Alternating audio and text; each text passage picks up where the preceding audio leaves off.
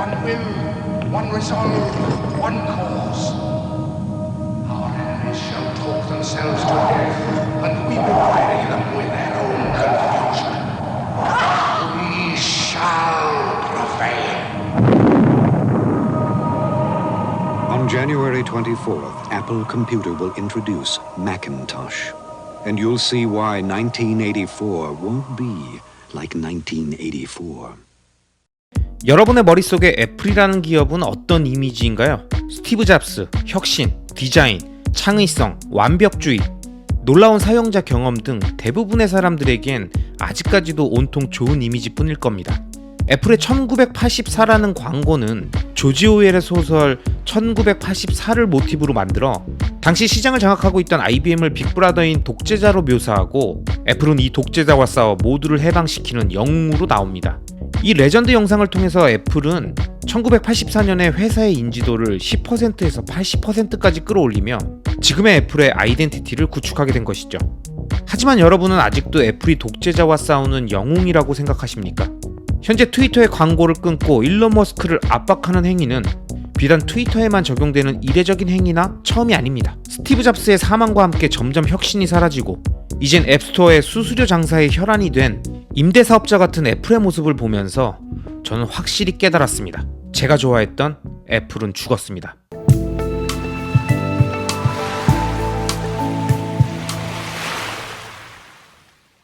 안녕하세요 여러분, 리스펙입니다. 오늘은 애플의 사망에 대해서 이야기해보려고 합니다. 애플은 한때 세상에 없는 혁신적인 제품을 만들고 다른 기업과 달리 기술 중심이 아닌 사용자와 디자인을 중심으로 제품을 개발하며 사용자가 제품을 사용할 때 느끼는 새로운 경험과 아주 미세한 디자인 요소까지 완벽하게 마감하는 지구상에 존재하는 최고의 B2C 기업이었습니다. 물론 지금까지도 이 잡스의 DNA는 애플에 남아 모든 제품 개발 과정에 반영되고 있기에 늘 최고의 제품을 만들고 있습니다. 하지만 자신들의 제품에 담긴 이미지와는 다르게 생태계를 구성하는 다른 기업들, 특히 앱스토어에 입점해 서비스를 제공하는 기업들에게 매기는 30%의 인앱 결제 수수료는 사실 폭리에 가깝기 때문에 많은 앱 기업들로부터 불만의 대상이 되고 있었습니다. 특히 2020년에 있었던 게임 개발사 에픽게임즈가 자사 인기 게임인 포크나이트의 앱스토어에서 수수료를 지급하지 않는 새로운 구매 기능을 도입해서 애플이 이를 응징하기 위해서 앱스토어에서 포크나이트를 삭제했고, 에픽게임즈는 미국 캘리포니아 북부 지방법원에 애플을 제소하고 법적 대응까지도 했지만 아직까지도 소송은 지속되고 있고 현재 앱스토어는 물론 구글 플레이에서도 포크나이트를 볼 수 없게 됐습니다. 지금 보시는 이 영상은 그 당시 에픽게임즈가 이런 독재자와 같은 애플의 행태를 비난하기 위해 애플이 1984년에 만들었던 그들의 레전드 영상을 패러디해서 만든 영상인데요. 보시면 독재자의 얼굴이 애플의 로고 모양을 하고 있는데 표정이 영 건전해 보이지가 않죠? 게다가 한입 베어문 듯한 부분에는 벌레가 파고든 게 보이는데 한마디로 썩었다는 거죠. 그러면서 독재자가 쓴 안경과 입 모양을 보면 애플의 CEO 팀 쿡의 모습이 보이지 않습니까?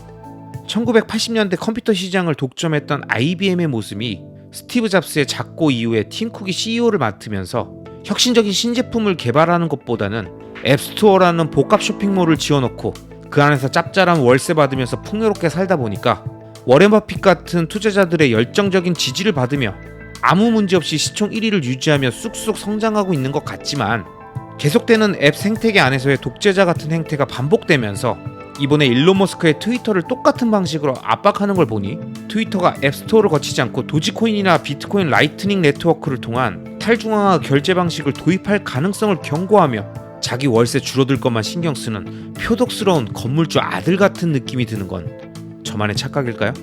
언론에는 일론 머스크가 이번에 도널드 트럼프를 비롯해 그동안 사용이 정지됐던 계정들의 복원을 우려한 대응이라고 말하고 있지만 사실 그 속내는 지네들 앱스토어 월세가 지속적으로 줄어들 수도 있는 트위터의 향후 행보에 대한 압박 개념으로 보입니다.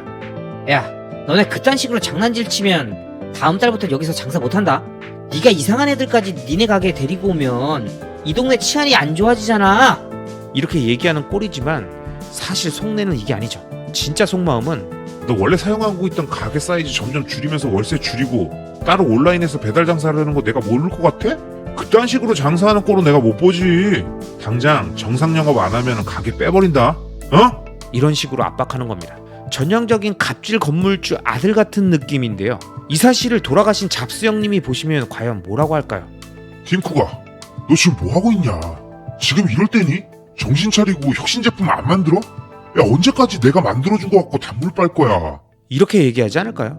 애플이 이렇게 협박하다 보니 오죽하면 일론 머스크가 만약이라는 표현을 쓰면서 트위터가 앱스토어에서 삭제된다면 트위터 사용이 가능한 휴대폰을 따로 만들겠다는 얘기까지 하겠습니까? 현재 구글이나 애플같이 앱 생태계의 핵심인 스토어 운영권을 갖고 있는 중앙 관리자들은 태생적으로 독재자가 될 수밖에 없습니다. 비트코이너들은 잘 알잖아요. 무엇이든 할 수 있는 절대 권력을 갖는 건강한 중앙 관리자라는 건 양립할 수 없는 망상입니다. 애플은 이미 절대 권력자가 되었고 그들이 갖고 있는 그 권력을 이용해 자신이 마음에 들지 않는 건 무엇이 됐던 한순간에 없앨 수 있다는 걸 우린 2020년 에픽게임즈 사례와 이번 트위터 건을 통해 명확히 알 수 있습니다.